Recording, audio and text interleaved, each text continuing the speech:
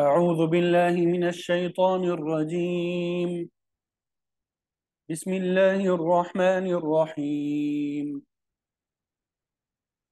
ومن أظلم ممن افترى على الله كذبا. أولئك يعرضون على ربهم ويقول الأشهاد هؤلاء الذين كذبوا على ربهم ألا لعنة الله على الظالمين الذين يصدون عن سبيل الله ويبغونها عوجا وهم بالآخرة هم كافرون. أولئك لم يكونوا معجزين في الأرض دون الله وما كان لهم من دون الله من أولياء يضاعف لهم العذاب ما كانوا يستطيعون السمع وما كانوا يبصرون. أولئك الذين خسروا أنفسهم وضل عنهم ما كانوا يفترون. لا جرم أنهم في الآخرة هم الأخسرون. إن الذين آمنوا وعملوا الصالحات وأخبتوا إلى ربهم أولئك أصحاب الجنة هم فيها خالدون. مثل الفريقين كالأعمى والأصم والبصير والسميع هل يستويان مثلا أفلا تذكرون. ولقد أرسلنا نوحا إلى قومه إني لكم نذير مبين ألا تعبدوا إلا الله إني أخاف عليكم عذاب يوم أليم. فقال الملأ الذين كفروا من قومه ما نراك إلا بشرا مثلنا وما نراك اتبعك إلا الذين هم أراذلنا بادي الرأي وما نرى لكم علينا من فضل بل نظنكم كاذبين.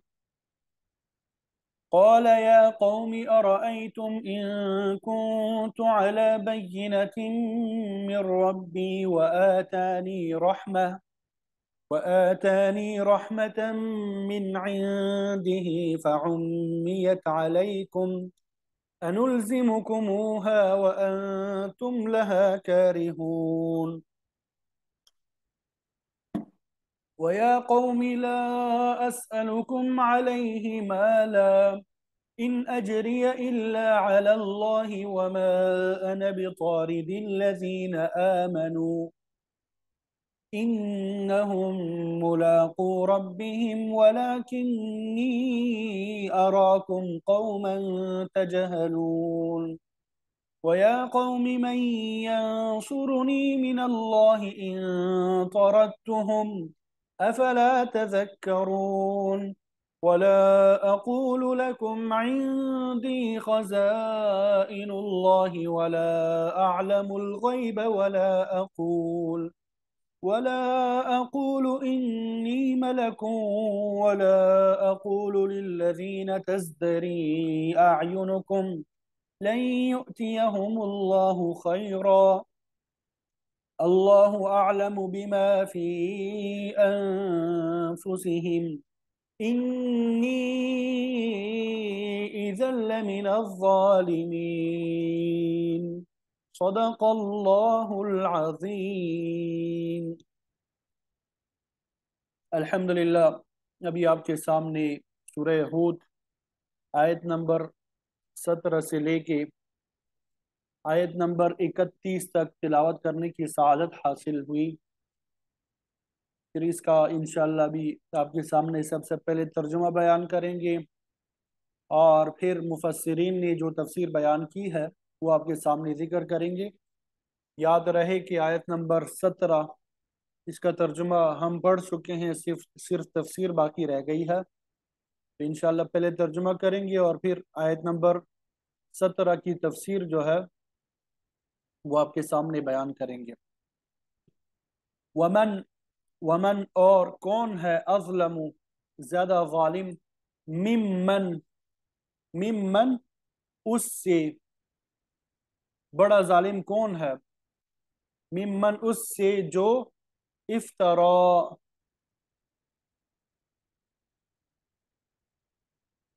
گڑے افترا باندھے علی اللہ اللہ تعالی پر کذبا جھوٹ، یعنی اس شخص سے بڑھ کے ظالم کون ہوگا جو اللہ تعالیٰ پہ جھوٹ باندھے۔ اولئک یہی وہ لوگ ہیں یعرضون پیش کیے جائیں گے، یعرضون پیش کیے جائیں گے علی ربہم اپنے رب پر، یہی لوگ اپنے رب کے سامنے کیا کیے جائیں گے، پیش کیے جائیں گے۔ وَيَقُولُ اور کہیں گے الاشہاد گواہی دینے والی، اشہاد شہید کی جمع، گواہی دینے والے کہیں گے ہؤلاء یہ لوگ الذین وہ ہے کذبوا جنہوں نے جھوٹ بولا علی ربہم اپنے رب پر، یہ تو وہ لوگ ہیں جنہوں نے اپنے رب پہ جھوٹ باندھا تھا۔ الا خبردار لعنت اللہ اللہ تعالیٰ کی لعنت ہو علی الظالمین ظلم کرنے والوں پہ، یعنی اس شخص سے کون بڑا ظالم ہوگا جو اللہ پہ جھوٹ باندھے۔ ایسے لوگوں کی ان کے رب کے پاس پیشی ہوگی، گواہی دینے والے کہیں گے کہ یہ ہے وہ لوگ جنہوں نے اپنے پروردگار پہ جھوٹی باتیں لگائی تھیں۔ سب لوگ سن لے کہ اللہ کی لعنت ہے ان ظالموں پر۔ الذین وہ لوگ یصدون جو روکتے ہیں عن سبیل اللہ اللہ کے راستے سے، وَيَبْغُونَهَا اور وہ تلاش کرتے ہیں اس میں عوجا ٹھیڑا پن کجی، جو اللہ کے راستے سے روکتے ہیں اور اس میں ٹیڑھا پن تلاش کرتے ہیں۔ وَهُمْ بِالْآخِرَةِ اور یہی لوگ آخرت پہ ہم کافرون انکار کرنے والے ہیں، اور یہی آخرت کا بھی انکار کرنے والے ہیں۔ اولئک یہی لوگ ہیں لم یکونوا نہیں ہے معجزین عاجز کرنے والے فی الارض زمین میں، یعنی وہ لوگ زمین میں عاجز نہیں کر سکتے۔ وما کان لہم اور نہیں ہے ان کے لیے من دون اللہ اللہ کے علاوہ من اولیاء کوئی دوست، یعنی اللہ کے علاوہ ان کا کوئی دوست نہیں ہو سکتا۔ یضاعف دگنا کر دیا جائے گا، دگنا دیا جائے گا لہم انہیں العذاب عذاب، ما كانوا يستطيعون نہ تو وہ طاقت رکھتے تھے السمع سننے کی، وما كانوا يبصرون اور نہ ہی وہ دیکھتے تھے، یعنی نہ وہ سننے کی طاقت رکھتے تھے اور نہ وہ دیکھتے تھے۔ اولئک یہی لوگ ہیں الذین خسروا جنہوں نے نقصان کیا انفسہم اپنی جانوں کا، وضل وضل اور گم ہو گیا عنہم ان سے ما وہ جو کانو یفترون وہ گڑتے رہے، یعنی ان سے وہ چیز گم ہو گئی جو یہ گڑا کرتے تھے۔ لا جرم لا جرم نہیں ہے کوئی شک انہم کہ بے شک وہ فی الاخرت آخرت میں ہم الاخسرون سب سے زیادہ نقصان اٹھانے والے، کوئی شک نہیں ہے کہ آخرت میں سب سے زیادہ نقصان اٹھانے والے یہی لوگ ہوں گے۔ ان الذین بے شک وہ لوگ آمنوا جو ایمان لائے، وعاملوا الصالحات اور جنہوں نے نیک اعمال کیے، واخبتوا اور انہوں نے عاجزی کی، انہوں نے عاجزی اختیار کی، الی ربہم اپنے رب کی طرف، یعنی اپنے رب کے سامنے عاجزی کا اظہار کیا۔ اولئک یہی لوگ اصحاب الجنہ جنت والے، ہم فیہا خالدون وہ اس میں ہمیشہ رہیں گے۔ مثل الفریقین دونوں فریقوں کی مثال، دونوں گروہوں دونوں جماعتوں کی مثال کل اعما نابینا کی طرح ہے، والاسم اور بہرے کی طرح ہے، والبصیر دیکھنے والے، والسمیع اور سننے والے کی طرح ہے۔ یعنی ان دو گروہوں کی مثال ایسی ہے جیسے ایک اندھا اور بہرا ہو، دوسرا دیکھتا بھی ہو سنتا بھی ہو۔ ایک اندھا اور بہرا ہے اور دوسرا دیکھتا بھی ہے سنتا بھی ہے۔ حل یستویان مثلا، کیا دونوں برابر ہو سکتے ہیں مثال میں؟ افلا تذکرون، تو کیا نہیں تم نصیحت حاصل کرتے؟ ان دو فریقوں کی مثال ایسے ہے جیسے ایک اندھا اور بہرا ہے اور دوسرا دیکھتا اور سنتا ہو، کیا یہ دونوں مثال میں برابر ہو سکتے ہیں؟ تو کیا تم غور نہیں کرتے؟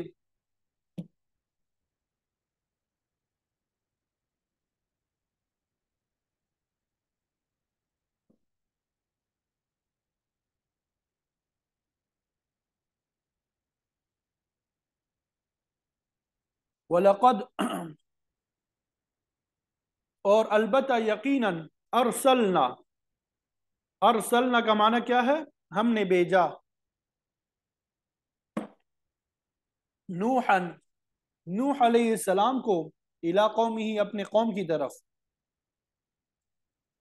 وَلَقَدْ ارسلنا نوحا الی قومہ،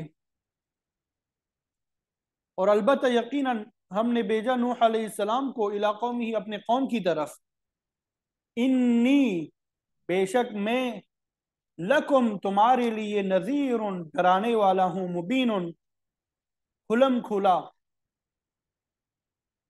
میں تمہیں کھلم کھلا ڈرانے والا ہوں۔ اللہ تعبدو، یہ کہ عبادت نہ کرو تم، الا اللہ مگر اللہ کی، انی بے شک میں، اخاف ڈرتا ہوں، علیکم تم پر، عذاب یوم علیم ایک دردناک دن کے عذاب سے، بے شک میں تم پہ ایک دردناک دن کے عذاب سے ڈرتا ہوں۔ فقال الملأ، تو کہا سرداروں نے، الذین کفروا جنہوں نے کفر کیا، من قومہ اپنی قوم میں سے، ما نراکا ہم نہیں دیکھتے آپ کو، الا بشرا مگر انسان ہو، مثلنا ہم جیسے، وما نراکا اور ہم نہیں دیکھتے تجھے، اتبعکا کہ تیری پیروی کی، الا مگر الذین ان لوگوں نے، ہم اراذلنا جو ہمارے رذیل لوگ ہیں، کمتر لوگ ہیں، بادی الرأی سطحی رائے رکھنے والے ہیں، یعنی ہم تو یہی دیکھتے ہیں کہ تمہارے پیروی صرف وہی لوگ کر رہے ہیں جو ہم میں کمتر اور سطحی رائے رکھنے والے ہیں۔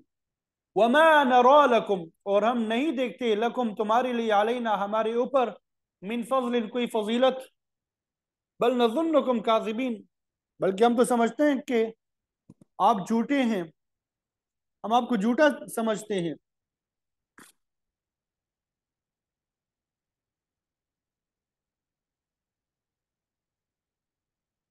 تو جب نوح علیہ السلام نے دعوت دی انہیں تھے، تو ان کی قوم کے وہ سردار لوگ جنہوں نے کفر اختیار کیا، وہ کہنے لگے ہمیں تو اس سے زیادہ تم میں کوئی بات نظر نہیں آ رہی، کیا تم بھی ہم جیسے ایک انسان ہو، اور ہم یہ دیکھ رہے ہیں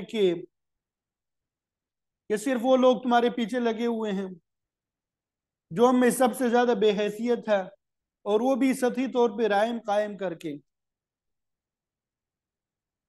اور ہمیں تم میں کوئی ایسی بات بھی دکھائی نہیں دیتی جس کی وجہ سے ہم پر تمہیں کوئی فضیلت حاصل ہو، بلکہ ہمارا خیال تو یہ ہے کہ تم سب جھوٹے ہو۔ قال کہا اس نے، یا قوم اے میری قوم، ارائیتم یہ تو بتاؤ، لفظی ترجمہ تو ہوتا ہے ارائیتم کیا تم نے دیکھا، لیکن اس کا ترجمہ کرتے ہیں اخبرنی، یہ تو بتاؤ مجھے خبر دو اس بات کی، ان کنتو اگر میں ہوں، علی بینۃ واضح دلیل پہ، من ربی اپنے رب کی طرف سے، وآتانی وآتا اور آ جائے، نی میرے پاس، رحمتا رحمت، من عندہ اس کے طرف سے، اپنے پاس سے رحمت عطا کرے، فعمیت علیہم، فعمیت अलैकुम, और वो मख्फी रह जाए तुम पर, यानी अल्लाह ताला अपने पास से मुझे अपनी रहमत अता फरमाए जो तुम्हारी निगाहों से मख्फी हो। अनुलजिमुकुमुहा, क्या, नुलजिमु, हम लाजिम कर देंगे, कुमु, तुम पर, हा उसे, क्या हम उसे तुम पे लाजिम कर दें। सबसे बड़ा जुमला लफ्ज जो है, आ एक लफ्ज है, नुलजिमु दूसरा लफ्ज, कुम तीसरा लफ्ज, वाओ चौथा लफ्ज, हा पांचवा लफ्ज। एक कलमे में पांच अल्फाज हैं, पांच मुख्तलिफ कलमे हैं। क्या, नुलजिमु, हम लाजिम कर दे, कुम तुम पर, हा उसे, क्या हम उसे तुम पे लाजिम कर दे, व तुम, और तुम लहा उसे कारिहून नापसंद करने वाले हो, यानी क्या हम तुम्हें उस पर मजबूर कर सकते जबकि तुम उसे नापसंद करते हो।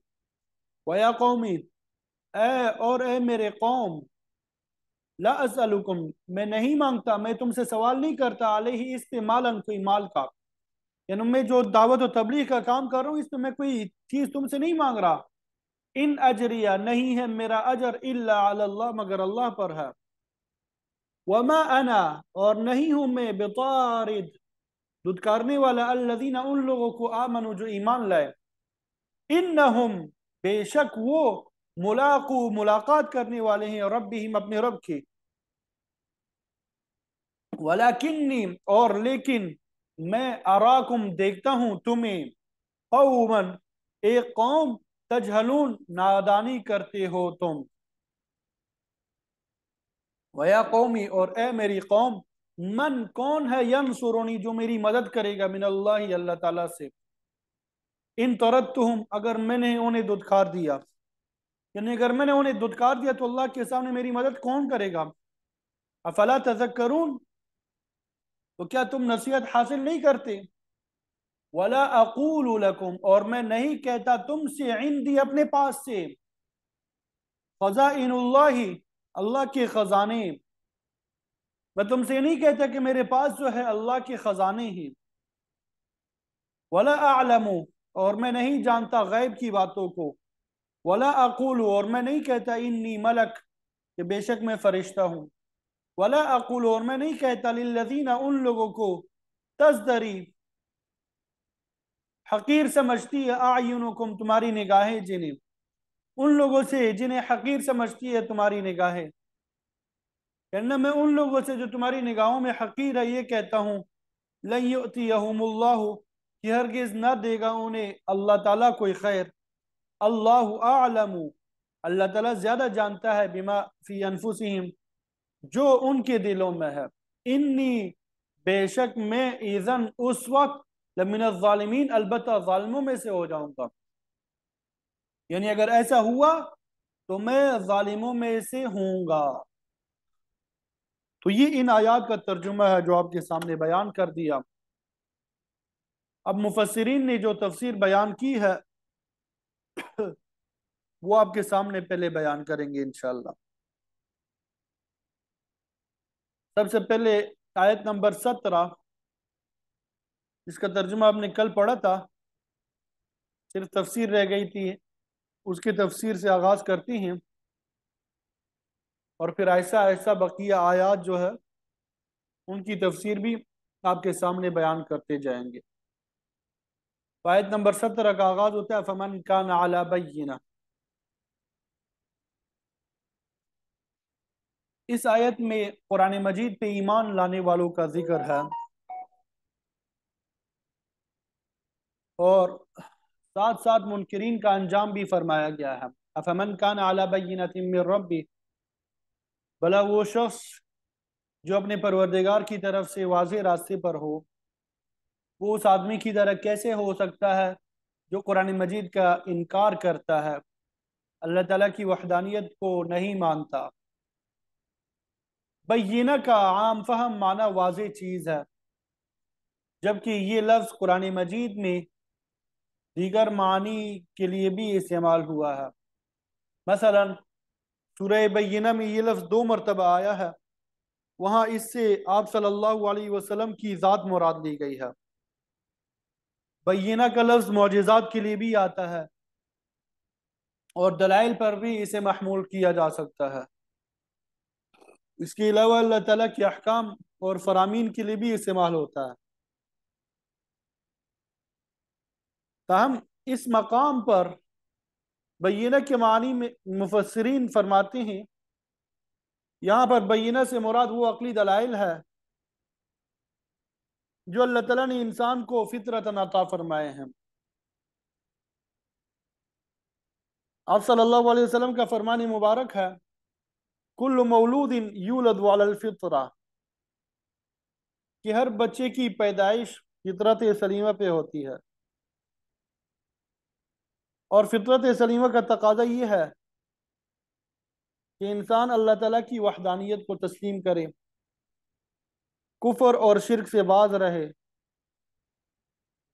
چنانچہ بعض حضرات فرماتے ہیں کہ فطرت سلیمہ کو عقل پر اور بعض اسے واضح دین پہ محمول کرتے ہیں۔ تو جو شخص فطرت سلیمہ پہ ہے وہی عقل سلیم، واضح دین اور واضح راستے پر بھی ہے۔ اسی کے متعلق بیان کیا گیا ہے، کہا گیا ہے کہ ایسا شخص اس شخص کے برابر کیسے ہو سکتا ہے جو اللہ کی کتاب کو من گڑت کہتا ہے، اس پہ ایمان نہیں لاتا۔ شاہ عبد القادر محدث دہلوی رحمۃ اللہ علیہ فرماتے ہیں کہ بینہ سے مراد خود قرآن مجید اور وہ دین ہے جسے قرآن اور نبی کی زبان نے پیش کیا۔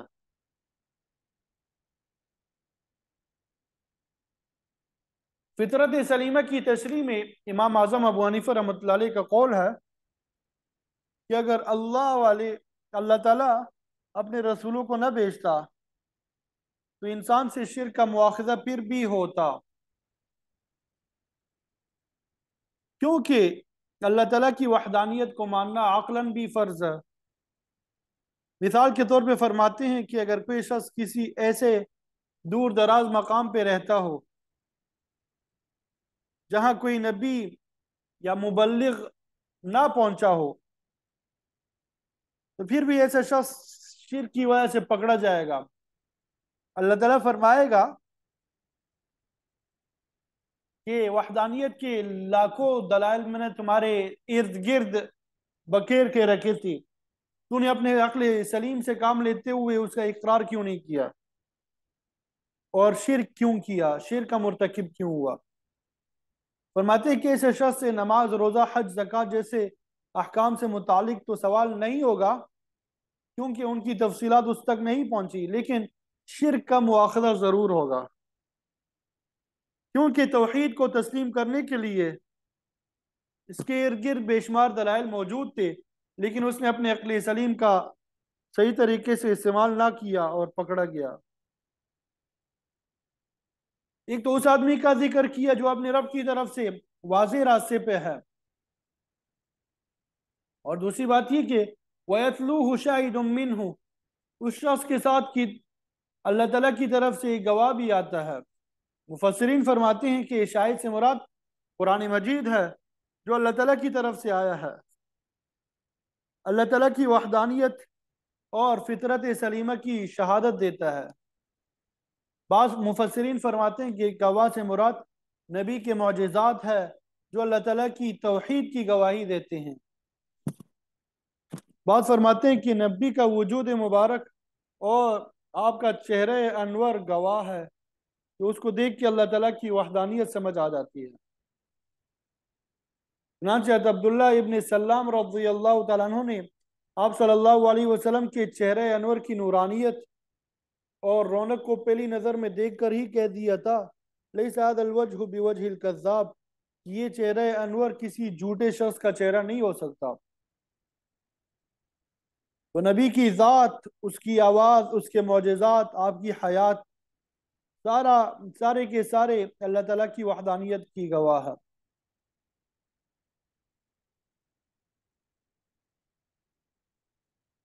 مولانا روم بھی فرماتے ہیں روئے او آواز پیغمبر معجزہ، کہ نبی کا چہرہ انور اور آواز بھی ایک معجزہ ہے۔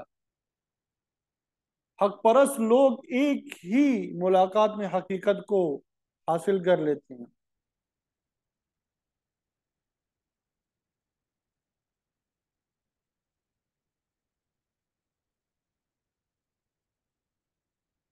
फिर उसके बाद आगे बात बढ़ाई और ये फरमाया गया कि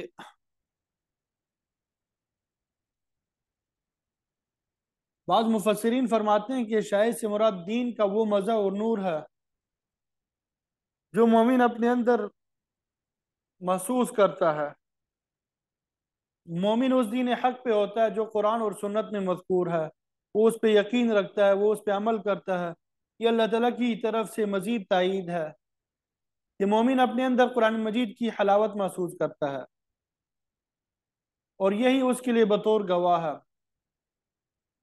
बात फरमाते हैं कि गवाह से मुराद जिब्राईल अलैहिस्सलाम है जो कलाम इलाही को आप सल्लल्लाहु अलैहि वसल्लम तक लाने पे मामूर है। इसी मुनासबत से यतलूहु का तर्जुमा तिलावत करता है करते हैं, यानी जिब्राईल अलैहिस्सलाम ये कुरान पाक अल्लाह ताला की तरफ से आप सल्लल्लाहु अलैहि वसल्लम के पास ला के तिलावत करते हैं। तो बैयना का असल मिस्दाक कुरान मजीद है, इसको लाने वाला जिब्राईल अलैहिस्सलाम उसके साथ गवाह है।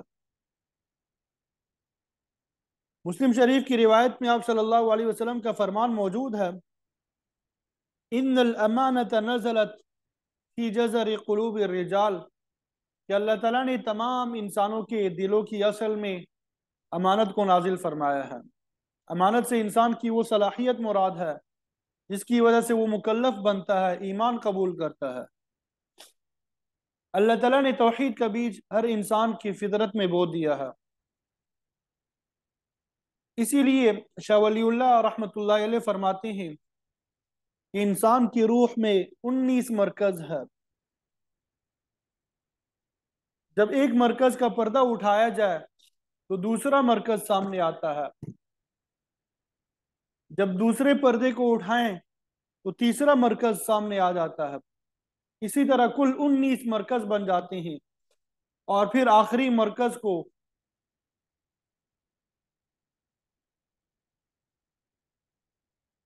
उस पर अल्लाह ताला की तजल्ली आज़म का आकस पड़ता रहता है। गोया हर इंसान के दिल में तजल्ली आज़म का अक्स पड़ रहा है और जब इंसान का ये मादी खोल उतर जाएगा तो सारे पर्दे खुल जाएंगे और तजल्ली आज़म की कशिश इंसान को ऊपर की तरफ खींचेगी। अगर इंसान ने इस दुनिया में रह के कोई कमाल हासिल नहीं किया तो उसकी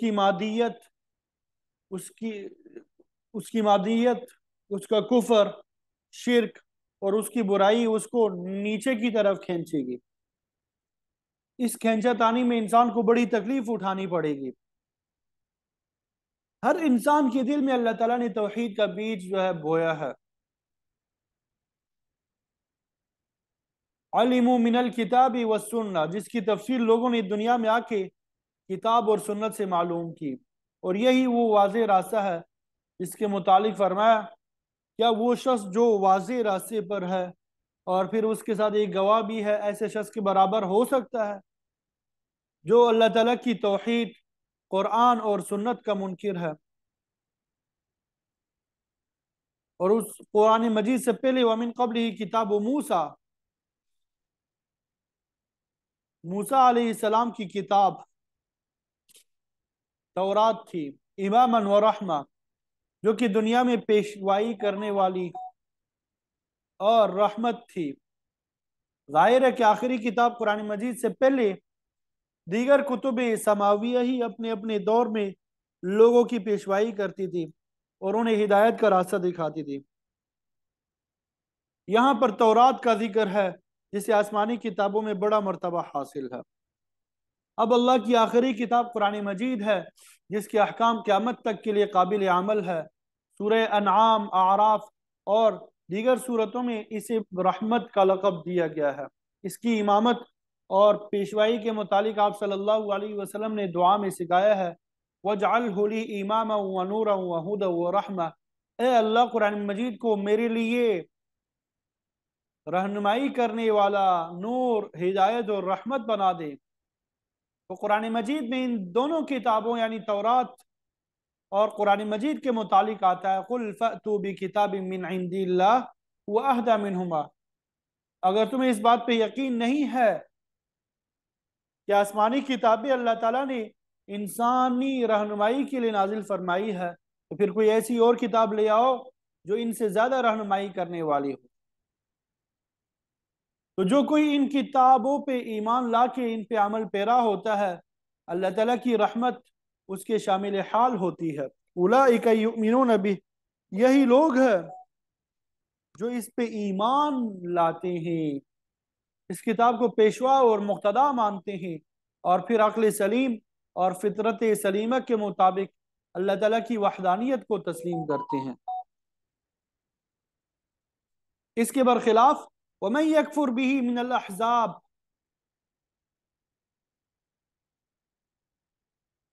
जो कोई इसका इनकार करेगा,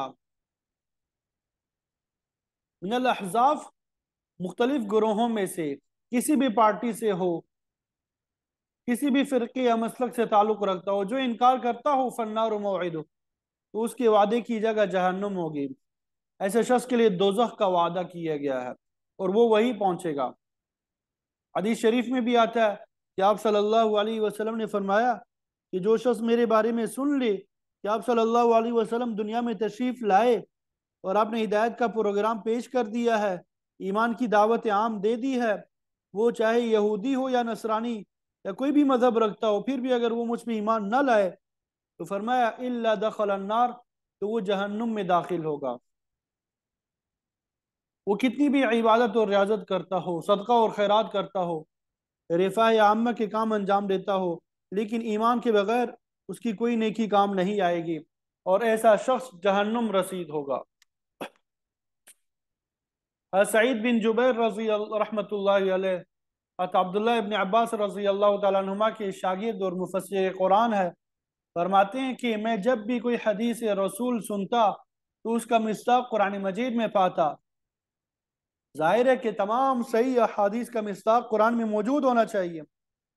फरमाया कि जब मैंने मज़कूरा बाला हदीस सुनी कि आप सल्लल्लाहु अलैहि वसल्लम पे ईमान लाए बगैर तमाम यहूदियों और नसरानियों को दोजख में जाना होगा, तो मैंने उसका मिस्दाक कुरान में तलाश किया। आखिरकार इस हदीस की मिस्दाक मुझे यही आयत नजर आई, वमन यकफुर बिही मिनल अहज़ाब फन्नार मौइदुह। गोया ईमान से महरूम शख्स का ताल्लुक किसी मजहब या दुनिया के किसी खित्ते से हो, उससे निजात हासिल नहीं हो सकती, वो जहन्नुमी है। फला तकु फी मिर्यतिन मिन, आपको उस बारे में कोई शक व शुबा नहीं होना चाहिए। ये खिताब तो आप सल्लल्लाहु अलैहि वसल्लम को है, मगर आप सल्लल्लाहु अलैहि वसल्लम को तो किसी शुभ का एहतमाल नहीं हो सकता। अलबत्ता ये बात आम लोगों को समझाई जा रही है कि अहले ईमान को अल्लाह की बात में कोई तरद्दुद नहीं होना चाहिए कि कुरान मजीद अल्लाह का आखिरी प्रोग्राम है, इसका इनकार करने वाला लाजिमन जहन्नुम में जाएगा। फरमाया इन्नहुल हक़्क़ु मिर रब्बिका, ये आपके परवरदिगार की तरफ से हक है, वलाकिन्न अक्सर अन्नास ला युमिनून, मगर अक्सर लोग ईमान कबूल नहीं करते। आज की दुनिया में भी यही सूरत हाल है, लोगों की अक्सरियत ईमान से महरूम है। पूरी दुनिया की आबादी का पांचवा हिस्सा मुसलमान है और बाकी 4 अरब इंसान कुफर और शिर्क की दलदल में फंसे हुए हैं, उन्हें ईमान नसीब नहीं है। लोगों की गालिब अक्सरियत अपने अक्ल और फहम से बनाए हुए दीन को मानते हैं या रस्म व रिवाज को ही सीनों से लगा रखा है। ये लोग कुरान मजीद के प्रोग्राम के करीब नहीं आते, बल्कि उल्टा उसकी शदीद मुखालफत करते हैं। इसलिए हक और सदाकत का मेयार अक्सरियत पे नहीं है, बल्कि ईमान, तौहीद, नेकी और तकवा है। अल्लाह ताला हमें यही वाज़ेह रास्ते इख्तियार करने की तौफीक दे, और सारी दुनिया अगर कुफर और शिर्क में गर्क होती है तो वो होती रहे। निजात का रास्ता सिर्फ ईमान और नेकी का रास्ता है। अल्लाह ताला हमें नसीब फरमाए और हमें इस्तिकामत नसीब करे इस पे। پھر اس کے بعد آج جو آیات ہم نے تلاوت کی ومن اظلم، اس میں اللہ تعالیٰ نے کفار، مشرکین اور قرآن مجید کے منکرین کی مذمت بیان فرمائی ہے۔ ومن اظلم ممن افترى علی اللہ کذبا، کہ اس سے بڑھ کے کون ظالم ہو سکتا ہے جو اللہ پہ جھوٹ باندھتا ہے۔ شاہ عبد القادر رحمۃ اللہ علیہ فرماتے ہیں کہ جھوٹ باندھنے کی مختلف صورتیں ہیں۔ اگر کوئی شخص اللہ کی کتاب یا اس کے رسول پہ ایمان نہیں لاتا، وہ بھی افتراء علی اللہ کا مرتکب ہے۔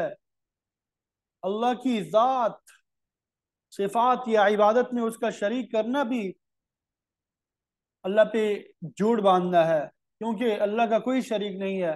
اسی طرح جو شخص کوئی غلط دعویٰ کرتا ہے وہ بھی جھوٹ باندھنے والا ہے، جیسے مسیلمہ کذاب، مرزا قادیانی نے نبوت کا دعویٰ کیا تو انہوں نے اللہ پہ جھوٹ باندھا، کیونکہ اللہ نے تو انہیں نبی بنا کے نہیں بھیجا تھا۔ یہ ساری باتیں افتراء علی اللہ ہے اور بہت بڑا جرم ہے۔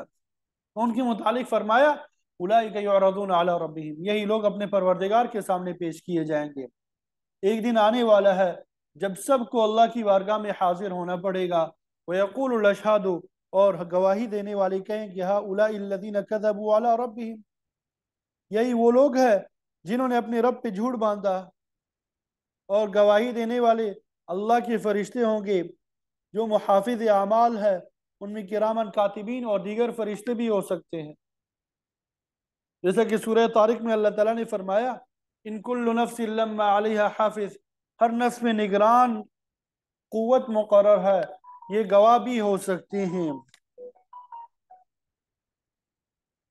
ان کے علاوہ اللہ کے نبی بھی آدمی کے حق میں یا اس کے خلاف گواہی دیں گے۔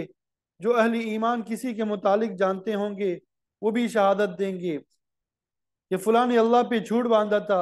اللہ کا فرمان ہے جس قطع زمین پہ ہم عبادت کرتے ہیں یا گناہ کا ارتکاب کرتے ہیں، وہ قطع یہ زمین بھی بول کے گواہی دے گا۔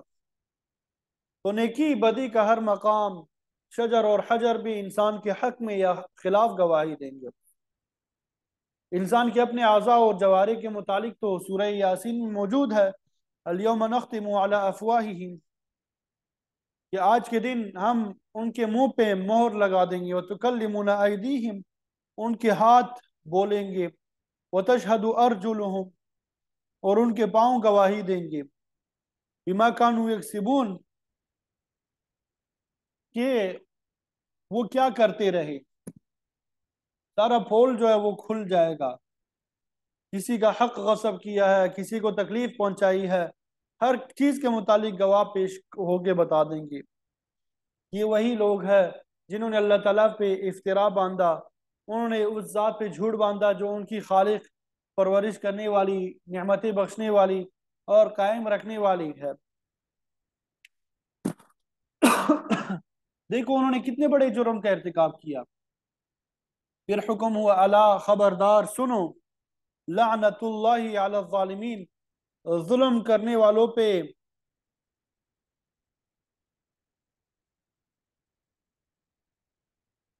اللہ تعالیٰ کی لعنت ہے۔ لعنت کا معنی خدا کی رحمت سے دوری ہے، لہذا جو لوگ اللہ کے اوپر تہمت باندھتے ہیں، جھوٹ بولتے ہیں، وہ اشخاص اللہ کی رحمت کے قریب نہیں آ سکیں گے بلکہ پٹکار میں رہیں گے۔ الذین یصدون عن سبیل اللہ، یہی وہ لوگ ہیں جو اللہ کے راستے سے روکتے ہیں۔ وَيَبْغُونَهَا عِوَجًا، اور وہ اس راستے میں کجی تلاش کرتے ہیں، یعنی یہی وہ لوگ ہیں جو اپنے قول سے، اپنے فعل سے کوشش کرتے ہیں کہ لوگ صحیح راستے اختیار نہ کریں، اللہ کے صحیح راستے پہ وہ اعتراض کرتے ہیں، اللہ کے سچے دین میں شکوک اور شبہات پیدا کرتے ہیں تاکہ لوگ جو ہے اس سے بدظن ہو جائے۔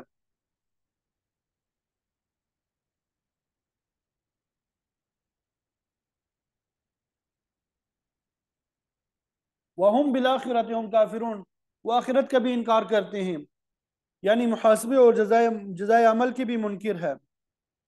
کہتے ہیں کہ نہ تو کوئی قیامت آئے گی اور نہ ہم سے ہمارے اعمال کی باز پرس ہوگی۔ تو اللہ تعالیٰ نے فرمایا کہ کافر، مشرک اور منکرین جو کچھ بھی کریں، اولئک لم یکونوا معجزین فی الارض، یہ لوگ اللہ کے ارادے اور مشیت کو زمین میں عاجز نہیں کر سکتے اور نہ اس کی کسی اسکیم کو ناکام بنا سکتے ہیں۔ ایک دوسرے کے خلاف تو یہ سازش کر کے ایک دوسرے کی ٹانگیں کھینچتے ہیں،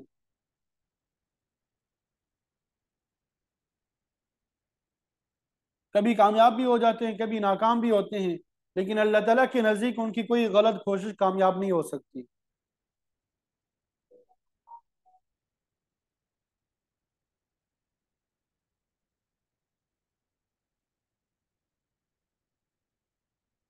تو یہ لوگ زمین میں اللہ کو عاجز نہیں کر سکتے۔ وَمَا كَانَ لَهُم مِّن دُونِ اللَّهِ مِنْ أَوْلِيَاءَ، اور اللہ کے علاوہ ان کا کوئی حامی نہیں ہے۔ يُضَاعَفُ لَهُمُ الْعَذَابُ، ان کے لیے دگنا عذاب ہوگا۔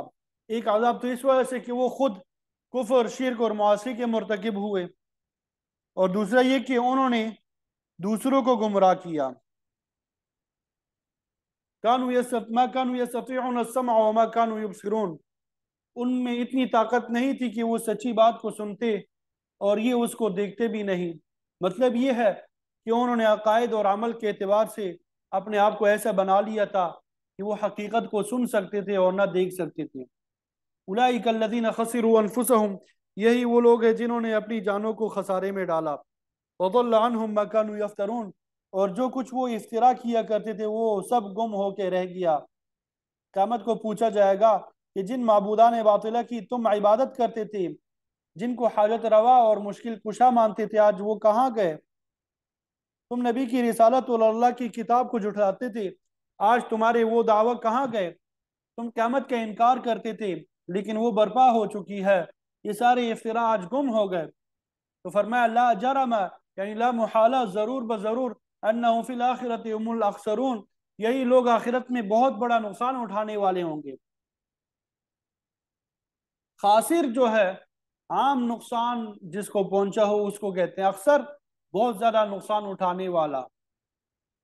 ظاہر ہے کہ جو لوگ بھی گمراہ ہوئے، دوسروں کو بھی گمراہ کیا، ان کے لیے اس سے بڑھ کے کیا خسارہ ہوگا کہ وہ ڈبل سزا کے مستحق ہوں گے۔ قرآن مجید میں عام طور پہ جہاں منکرین اور ان کے انجام کا ذکر ہوا، اس کے ساتھ اہل ایمان اور ان کے انعامات کا تذکرہ بھی ہے۔ اس مقام پر بھی مفسرین کا ذکر کرنے کے بعد اللہ تعالیٰ نے اہل ایمان کا ذکر کیا۔ ان الذین آمنوا، بے شک وہ لوگ جو ایمان لائے، سب سے پہلے اللہ تعالیٰ کی وحدانیت کو تسلیم کیا، پھر اللہ کے رسول اور وحی الہی پہ ایمان لائے، ملائکہ پہ یقین لائے، اللہ تعالیٰ کی تقدیر اور جزائے عمل کو تسلیم کیا، ان سب باتوں کی دل سے تصدیق کی، وعاملوا الصالحات، اور اس کے ساتھ ساتھ اعمال صالحہ بھی انجام دیے۔ بنیادی طور پہ چار عبادات، نماز، روزہ، حج اور زکوٰۃ، یہ نیک اعمال ہے۔ حدیث میں آتا ہے کہ جس شخص کا عقیدہ صحیح ہوگا، وہ چار عبادات ادا کرے گا، وہ ضرور جنت پہنچے گا۔ اس کے علاوہ انسانی ہمدردی، غریب پروری، صدقہ خیرات، سب نیک اعمال ہے۔ تو جو یہ انجام دیں گے، وَأَخْبَتُوا إِلَىٰ رَبِّهِمْ، اور جنہوں نے اپنے پروردگار کے سامنے عاجزی ظاہر کی، جنہوں نے اپنے پروردگار کے سامنے عاجزی ظاہر کی۔ پہلے ہم پڑھ چکے ہیں کہ کافر لوگ اکڑ دکھاتے تھے، اپنے آپ کو اعلیٰ اور نبی کو حقیر سمجھتے تھے، اللہ کے کلام کو سچا تسلیم نہیں کرتے تھے، لیکن اللہ نے فرمایا غرور اور تکبر کی بجائے جنہوں نے اللہ کے سامنے عاجزی کا اظہار کیا، اس کی وحدانیت کو تسلیم کیا، اس کے نبی اور قرآن پہ ایمان لائے، اور پھر اس کے سامنے خشوع اور خضوع کیا، اولئک اصحاب الجنہ، یہی جنت والے لوگ ہیں، ہم فیہا خالدون، وہ اس میں ہمیشہ رہیں گے۔ تو اخبات یعنی عاجزی ان چار اخلاق میں سے ایک ہے جو تمام آسمانی شریعتوں میں بنی نوع انسان کے لیے ضروری قرار دیے گئے ہیں۔ امام شاہ ولی اللہ محدث دہلوی رحمۃ اللہ علیہ فرماتے ہیں کہ وہ چار اخلاق طہارت، سماحت، اخبات اور عدالت ہے، جو کسی نبی کی شریعت میں منسوخ نہیں ہوئے۔ اور ہم بھی ان کے پابند ہیں۔ تو یہاں پر عاجزی کرنے والوں کو اللہ نے ان کی تعریف بیان فرمائی کہ جنت ان لوگوں کے لیے ہے جنہوں نے ایمان اور اعمال صالحہ کے ساتھ اپنے رب کے سامنے عاجزی بھی کی۔ پھر آگے نیک اور بد آدمی کا تقابل ایک مثال کے ذریعے سے کیا۔ مثل الفریقین کالاعمی والاصم، دونوں گروہوں کی مثال ایسی ہے جیسے اندھا اور بہرا، اعمی اندھا، اصم بہرا، والبصیر والسمیع دیکھنے والا اور سننے والا۔ ایک گروہ تو وہ ہے جنہوں نے اللہ پہ جھوٹ باندھا، ان کی مثال اندھے بہرے جیسی ہے جو نہ حق کو دیکھتے ہیں نہ اسے سنتے ہیں۔ اور دوسرا گروہ ایمان، نیکی اور عاجزی والا ہے جس کی مثال دیکھنے والے اور سننے والے کی ہے۔ تو فرمایا حل یستویان مثلا، کیا یہ دونوں گروہ برابر ہیں؟ ظاہر ہے کہ اندھا اور بینا برابر نہیں ہو سکتے، اسی طرح بہرا اور سننے والا برابر نہیں۔ کافر لوگ اندھوں اور بہروں کی طرح ہے جو نہ حق بات کو دیکھتے ہیں نہ سنتے ہیں۔ اس کے برخلاف مومن آدمی حقیقت کو دیکھتا بھی ہے، سنتا بھی ہے، حقیقت میں یہی چیز بصیرت کی طرف راجع ہے۔ اللہ تعالیٰ نے سورہ حج میں فرمایا ہے فَإِنَّهَا لَا تَعْمَى الْأَبْصَارُ وَلَكِنْ تَعْمَى الْقُلُوبُ الَّتِي فِي الصُّدُورِ، ان بدطینت لوگوں کی ظاہری آنکھیں اندھی نہیں ہوتی، ان کے دلوں کی آنکھیں اندھی ہوتی ہے، وہ بصیرت سے محروم ہوتے ہیں، حقیقت کو پا ہی نہیں سکتے۔ سورہ اعراف میں ہم پڑھ چکے ہیں وَتَرَاهُمْ يَنْظُرُونَ إِلَيْكَ وَهُمْ لَا يُبْصِرُونَ، آپ ان کو دیکھتے ہیں کہ وہ آپ کی طرف دیکھ رہے ہیں لیکن وہ حقیقت میں نہیں دیکھتے۔ اگر دل کی آنکھوں سے دیکھتے ہیں تو نبی کی ذات کو پہچان لیتے، حق کو پا لیتے، لیکن ان کے دل کی آنکھیں اندھی ہے اس لیے وہ حق کو دیکھ نہیں سکتے، ان کے دل کے کان بہرے ہیں جو اچھی بات کو نہیں سن سکتے۔ البتہ جس کے دل میں نوری ایمان اور نوری توحید ہے وہ اہل بصیرت ہے، ایسا شخص دین حق کو فوراً پہچان لیتا ہے اور پھر حسب استطاعت اس پہ عمل پیرا ہو جاتا ہے۔ فرمایا کہ ان دونوں کی مثالیں برابر نہیں ہو سکتی ہے کیا؟ ہرگز نہیں ہو سکتی۔ افلا تذکرون، کیا تم نصیحت نہیں پکڑتے؟ کیا حق کی طرف تمہارا میلان نہیں ہوتا؟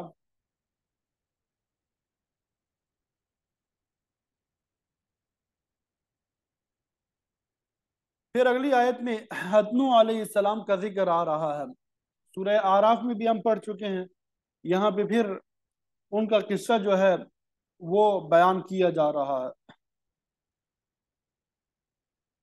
سورت کے پہلی آیت میں قرآن مجید کی حقانیت اور صداقت کا ذکر تھا، دوسری آیت میں توحید کا بیان، اللہ تعبدوا الی اللہ، کہ لوگوں اللہ کے علاوہ کسی کی عبادت نہ کرو۔ اب پھر آگے انبیاء کی تاریخ کا ایک حصہ بیان فرما رہے ہیں۔ ہر نبی کی تعلیم میں یہ بات ذکر کی گئی ہے کہ انہوں نے اپنی اپنی قوم سے فرمایا یا قوم اعبدوا اللہ ما لکم من الہ غیرہ، اے میری قوم کے لوگوں صرف اللہ کی عبادت کرو کیونکہ اس کے علاوہ تمہارا کوئی معبود نہیں ہے۔ گویا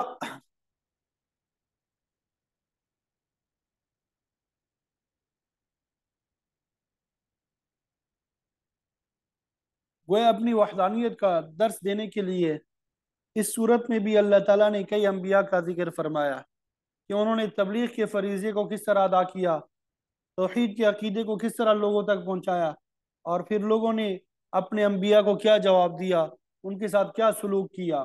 یہاں پر تاریخ انبیاء کا اہم ترین حصہ آ گیا ہے۔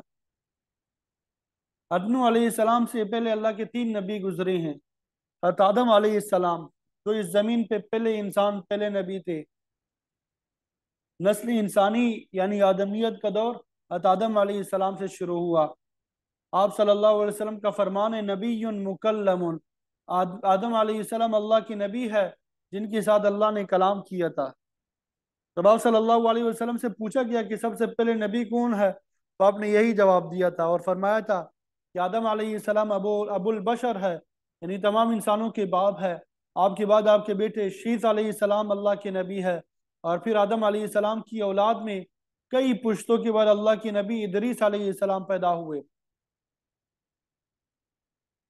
نوح علیہ السلام سے پہلے शीस अलैहिस्सलाम की मिल्लत में सिर्फ बुनियादी अकायद तौहीद वगैरह थे। उसके अलावा तहारत, नमाज, रोज़ा वगैरह इबादत भी थी, लेकिन तफसीली शरई अहकाम नहीं थे, बल्कि ज़्यादातर दुनिया की आबादी के मसाइल थे। कि जब इदरीस अलैहिस्सलाम का दौर आया तो साहिब तफसीर मदारिक के मुताबिक अल्लाह ताला ने आपको वही के ज़रिए दुनिया की आबादी की ज़रूरियात की बहुत सी चीज़ें सिखाई। चुनांचे कपड़े सीने की सुई और दीगर औजार इदरीस अलैहिस्सलाम ने ईजाद किया। अल्लाह ताला ने उन पे कई सहीफ़े नाजिल फरमाए। जाहिर है कि उनमें बुनियादी अकायद की तालीम तो ज़रूर होगी, जिनमें तौहीद, तहारत, नमाज, रोज़ा वगैरह शामिल है। इसके अलावा खेती बाड़ी में इस्तेमाल होने वाले आलात, ज़रूफ साजी और इस तरह बहुत से दीगर चीज़ें शामिल है। लेकिन तफसीली शरई अहकाम नूह अलैहिस्सलाम के ज़माने से शुरू हुए। वलक़द अरसलना नूहन इला कौमी, हमने नूह अलैहिस्सलाम को उनकी कौम की तरफ रसूल बना के भेजा। नूह अलैहिस्सलाम का जिक्र कुरान मजीद की मुतअद्दिद सूरतों में, सूरह आराफ में, यूनुस में, हूद में और सूरह साफात में मौजूद है। इस मकाम पर आपकी तबलीग के मुतालिक काफ़ी तफसीलात है, और फिर आपके नाम पे एक मुस्तकिल सूरत भी मौजूद है, सूरह नूह 29वें बारे में। हज़रत नूह अलैहिस्सलाम की कौम के लोग जिस्मानी तौर पे बड़े ताकतवर थे, गोया नस्ल इंसानी की जवानी का आगाज था। आपकी कौम में बहीमियत का बहुत ज़्यादा गलबा था, इसीलिए मालूम होता है कि इनको 12 महीने रोज़ा रखने का हुक्म था, ताकि उनकी बहीमियत को, हैवानियत को कमज़ोर किया जा सके। शाह से फरमाते हैं कि आप जहाँ कहीं भी पढ़ें कि फिला कौम को ज़्यादा रोज़ा रखने का हुक्म था, तो उसका मतलब यही होगा कि उस कौम के लोगों में बहीमियत बहुत बड़ी हुई होगी, जिसे तोड़ने के लिए रियाजत की ज़्यादा ज़रूरत थी, तो अल्लाह ताला ने उन्हें रोज़े रखने का हुक्म दिया होगा।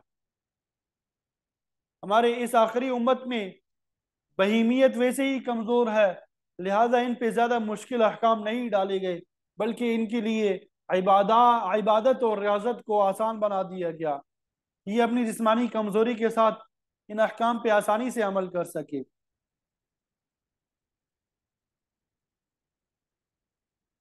हदीस में आता है कि क़यामत के दिन जब लोग सफारिश के लिए मुख्तलिफ अम्बिया अलैहिमुस्सलाम के पास जाएंगे, तो वो नूह अलैहिस्सलाम से अर्ज करेंगे, या नूह इन्नका अव्वलुर रुसुल इला अहलिल अर्ज़, ये नूह अलैहिस्सलाम, आप अपने ज़मीन की तरफ अल्लाह के अव्वलीन रसूल है, जिन्हें मुस्तकिल शरीयत और अहकाम दिए गए। फिर जब लोगों ने इन अहकाम की नाफरमानी की तो उन्हें सज़ा भी दी गई। आपसे पहले किसी कौम को सज़ा नहीं मिली, ये पहली कौम है जो अल्लाह के आदाब की मुस्तहिक बनी, लिहाजा इस वाक़े को बड़ी अहमियत हासिल है। मुफस्सिरीन फरमाते हैं कि नूह अलैहिस्सलाम के वालिद का नाम लमक या मलक था। आप मुतवशल्लिख के फर्जंद थे, और वो हज़रत इदरीस अलैहिस्सलाम के बेटे थे। जब नूह अलैहिस्सलाम की उम्र 40 साल की हुई तो अल्लाह ताला ने आपको नबूवत और रिसालत से सरफराज फरमाया, और फिर उसके बाद 950 साल तक लोगों को दीन हक की तबलीग करते रहे। सूरह अनकबूत में है कि हमने नूह अलैहिस्सलाम को उनकी कौम की तरफ रसूल बना के भेजा। फलबिथ फीहिम अल्फ सनतिन इल्ला खमसीन आमा, आप इनको 50 कम हजार साल तक तबलीग करते रहे। सूरह नूह में आपके तरीके तबलीग का भी जिक्र मौजूद है।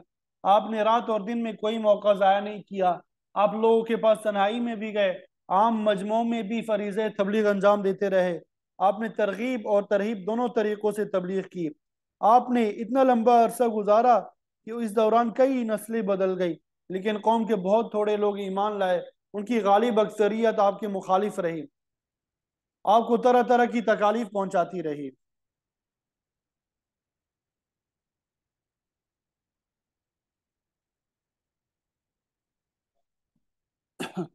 जैसा कि पहले भी बताया गया कि नूह अलैहिस्सलाम को 40 साल की उम्र में नबूवत मिली, 950 साल तक तब्दीली करते रहे।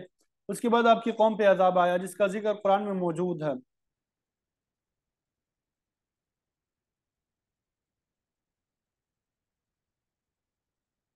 اور طوفان نوح کسی خاص علاقے تک محدود نہیں تھا، بلکہ یہ عالمی طوفان تھا، تو ساری دنیا میں آیا۔ بعض لوگ کہتے ہیں کہ یہ طوفان دریائے دجلہ اور فرات کے درمیانی ان کے درمیان تک محدود رہا، لیکن اس میں کوئی شک نہیں ہے کہ اہل ایمان 80 مرد اور عورتوں کے علاوہ زمین پہ کوئی انسان بھی زندہ نہیں بچا۔ نوح علیہ السلام کی بیوی اور ایک بیٹا بھی طوفان میں ڈوب گئے۔ آپ کے 3 بیٹے مومن تھے، وہ زندہ بچ گئے۔ اس طوفان کے بعد نوح علیہ السلام 60 سال تک مزید زندہ رہے اور آپ کی وفات واقع ہو گئی۔ اس طرح آپ کی کل عمر 1050 سال بنتی ہے۔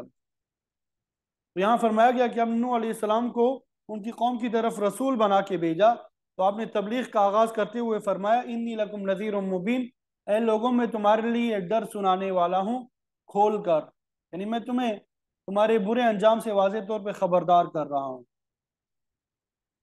آپ صلی اللہ علیہ وسلم نے بھی ایک موقع پہ فرمایا تھا انا النذیر العریان، میں برہنہ نذیر ہوں، یعنی ڈرانے والا ہوں۔ عربوں کا یہ دستور تھا کہ دشمن کی طرف سے حملہ کے وقت یا کسی دیگر شدید خطرے کے موقع پہ اطلاع دینے والا آدمی کسی اونچے جگہ پہ چڑھ جاتا، اپنے کپڑے پاڑ کے نیزے پہ لٹکا لیتا، بالکل برنگی کی حالت میں وا صباحا کا اعلان کرتا۔ اس کا مطلب یہ ہوتا تھا کہ لوگوں، دشمن سر پہ آ گیا ہے، اس لیے اس کی فکر کرو۔ جب لوگ یہ اعلان سنتے اور اعلان کرنے والے کو اس حالت میں دیکھتے تو فوراً اپنے بچاؤ کا انتظام کرتے۔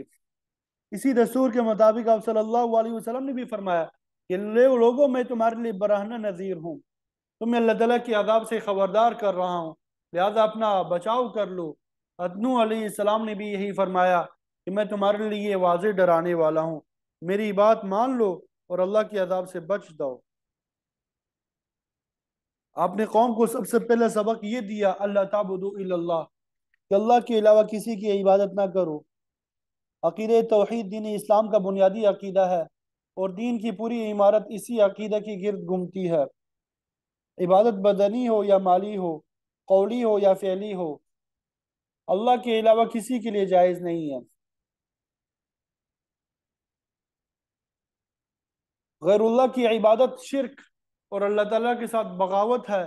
سورت کی ابتدا میں اللہ تعالیٰ نے آپ صلی اللہ علیہ وسلم کی زبان سے جو 3 باتیں کہلوائی، ان میں بھی یہی ہے کہ اللہ کے علاوہ کسی کی عبادت نہ کرو، اللہ سے معافی مانگو، توبہ کرو۔ تو اسی عقیدہ توحید کی تبلیغ کے لیے اللہ تعالیٰ نے اپنے سارے نبی مبعوث فرمایا۔ توحید کی دعوت دیتے ہوئے نوح علیہ السلام نے قوم کو یہ بھی بتایا انی اخاف علیکم عذاب یوم علیم، کہ میں تم پہ دردناک دن کے عذاب سے خوف کھاتا ہوں۔ عام طور پہ عذاب علیم یا عذاب عظیم کا ذکر قرآن مجید میں آتا ہے، لیکن یہاں پہ یوم علیم کے الفاظ آئے ہیں۔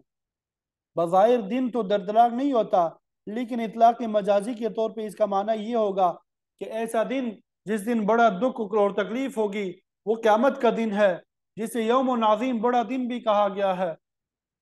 تو اس دن کی مشکلات سے میں تمہیں ڈراتا ہوں جس دن بڑا دکھ اور درد ہوگا۔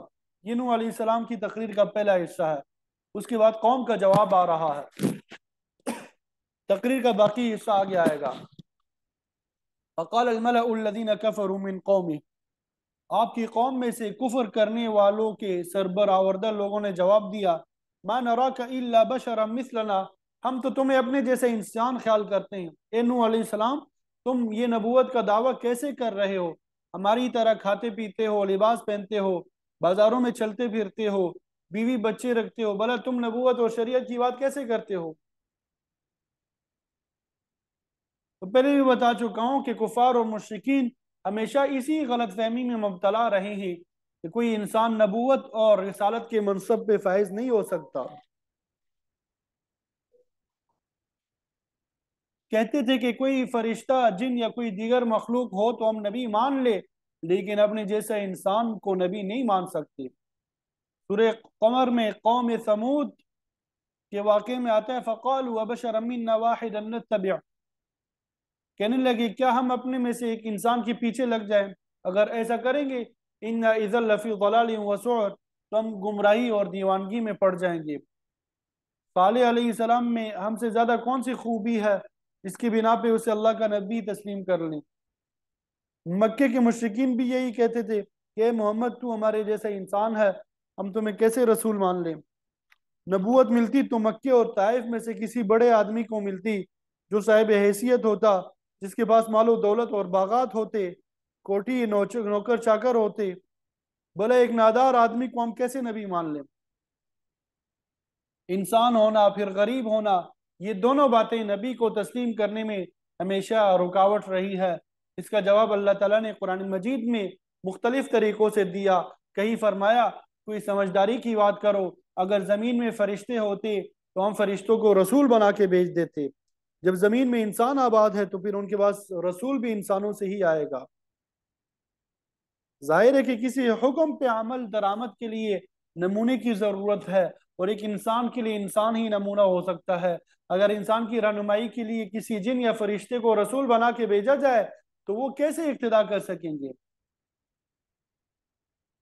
جنات انسان کی نسبت بڑی طاقتور مخلوق ہے، فرشتے بھی دوسری مخلوق ہے، انہیں کھانے پینے کی ضرورت نہیں ہے، وہ مشکل کام بھی کر سکتے ہیں، تو ہم ان کی پیروی کیسے کر سکتے ہیں؟ اتباع تو تبھی ہوگا جب اپنے جیسا آدمی کوئی کام کر کے دکھائے۔ جب مدینے کے گرد خندق کھودی جا رہی تھی تو صحابہ نے آپ صلی اللہ علیہ وسلم سے بھوک کی شکایت کی، اپنے پیٹ پہ ایک ایک پتھر باندھا ہوا بھی دکھایا۔ آپ صلی اللہ علیہ وسلم نے فرمایا کہ بھوک مجھے بھی لگ رہی ہے اور میں نے اپنے پیٹ پہ 2 پتھر باندھے ہوئے ہیں۔ وہ انسان نبی نے دوسرے انسانوں کے لیے نمونہ پیش کر دیا، فرشتے تو ایسا نمونہ پیش نہیں کر سکتے۔ چنانچہ آپ صلی اللہ علیہ وسلم کی یہ حالت دیکھ کے انہیں صبر آ گیا، انہوں نے بھوک کی دوبارہ شکایت نہ کی۔ تو نبی کی نبوت اور بشریت کے مسئلے میں پرانے زمانے کے کافر اور موجودہ دور کے بدعتی یہ سب برابر ہے۔ وہ بشر مانتے تھے، نبوت کا انکار کرتے تھے، جبکہ یہ نبی مانتے ہیں، بشریت کا انکار کرتے ہیں۔ آج کے مسلمانوں نے نبی کو انسانیت کی نو سے نکال کے نوری مخلوق میں داخل کر دیا اور پھر خود ہی نور من نور اللہ کا عقیدہ وضع کر لیا۔ تو یہ دونوں طبقے گمراہی میں مبتلا ہے۔ نبی نور ہدایت تو ہو سکتا ہے لیکن اس کو انسانیت سے خارج نہیں کیا جا سکتا، کیونکہ وہ انسانوں ہی کی رہنمائی کے لیے آتا رہا ہے۔ ہاں ایک بات ضرور ہے کہ سارے انسان درجات کے اعتبار سے ایک جیسے نہیں ہے۔ نبی، صدیق، شہید، صالح انسانوں ہی کے مختلف درجات ہے۔ ایک نیک اور بد آدمی برابر نہیں ہو سکتے، عالم اور جاہل بھی برابر نہیں ہو سکتے۔ اسی لیے مولانا روم فرماتے ہیں نیستند آدم خلاف آدمن، کہ بعض لوگوں کی شکل و صورت آدمیوں جیسی ہے لیکن حقیقت میں وہ آدمی نہیں ہے، بلکہ آدمیت کا غلاف اڑا ہوا ہے، اندر سے وحشی اور درندے ہیں۔ انسان انسان میں بھی فرق ہوتا ہے۔ کافروں کی اس بات کو مولانا روم نے اپنی حقائق کی زبان میں اس طرح سمجھایا: ہم سری با انبیاء بردشتند، اولیاء را ہم چوں خود پنداشتند، کہ منکر لوگوں نے انبیاء کی ہمسری کی کہ ہم بھی انہی کی طرح انسان ہیں۔ اسی طرح اولیاء اللہ کو بھی اپنے جیسے مقرب خیال کیا، اور پھر ان کی دلیل یہ تھی گفتیں کہ ما بشر ایشا بشر ما و ایشا بستہ خواب و خور، کہ ہم بھی انسان ہے اور یہ بھی انسان ہے، ہماری طرح یہ بھی کھاتے ہیں پیتے اور سوتے ہیں، لہذا ہم ان کو نبی نہیں مان سکتے۔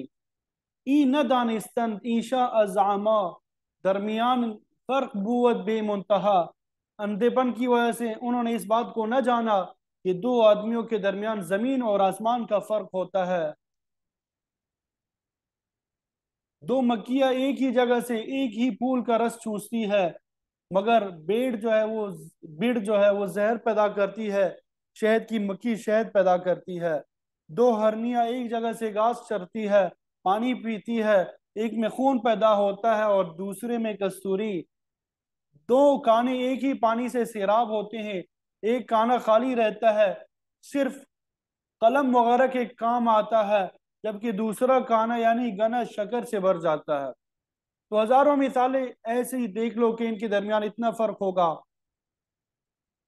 تو انبیاء علیہ السلام انسان ہوتے ہوئے بھی بڑے فضل والے ہوتے ہیں، اللہ تعالیٰ نے انہیں بڑا کمال عطا کیا ہوتا ہے، جس کی وجہ سے وہ باقی نوع کی رہنمائی کا فریضہ انجام دیتے ہیں، ان کے دل نور ایمان سے روشن ہوتے ہیں۔ نوح علیہ السلام کی قوم کا پہلے اعتراض یہ تھا، اے نوح ہم تو تمہیں اپنے جیسا انسان خیال کرتے ہیں، اور دوسرا یہ وَمَا نَرَاكَ اتَّبَعَكَ إِلَّا الَّذِينَ هُمْ أَرَاذِلُونَا، ہم نہیں دیکھتے کہ آپ کا اتباع کرتے مگر ہم میں سے رذیل لوگ۔